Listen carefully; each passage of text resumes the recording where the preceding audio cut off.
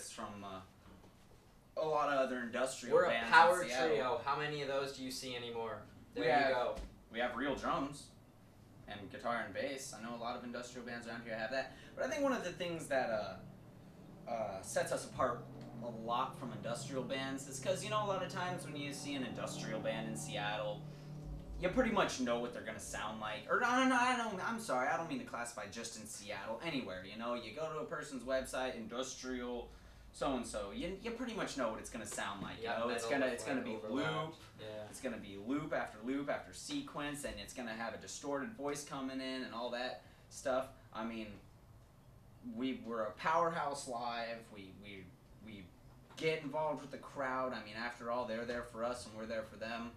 We have a great light show that Tom and I put together. We got, our little boxes that are about the same size as this table that we stand on. It's got a bunch of black lights in it and strobe lights and stuff like that. And we kind of put it's all about the show as well as the music. It's not just a music-only thing.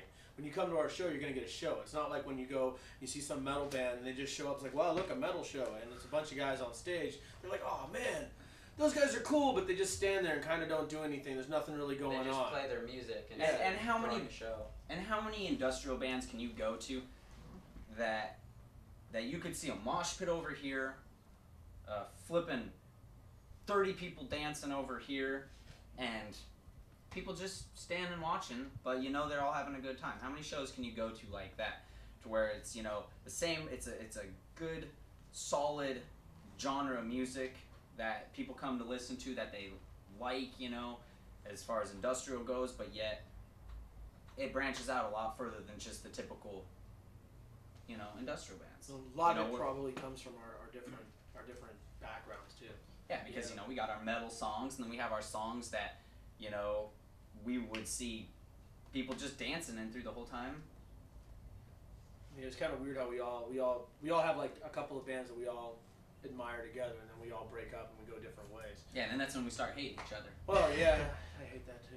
But there's a lot of difference in that, because it allows us to like bring in things that most people who all like just one type of music won't bring in, and we bring stuff from outside the box, and that brings us to be a lot tighter and a lot more experimental than a lot.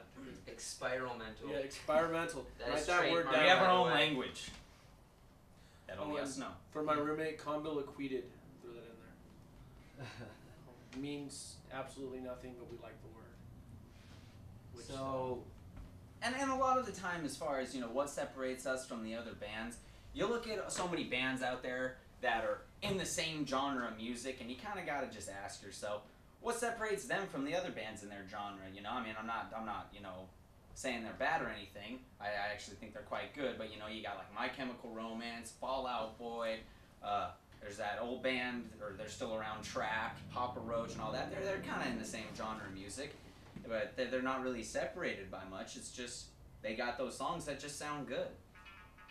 But for the kids at home, the industrial thing's the boots. Just so you know, it's all about the boots. If you're gonna do industrial, you gotta have the boots. Except for us, because when we get on stage, I wear socks.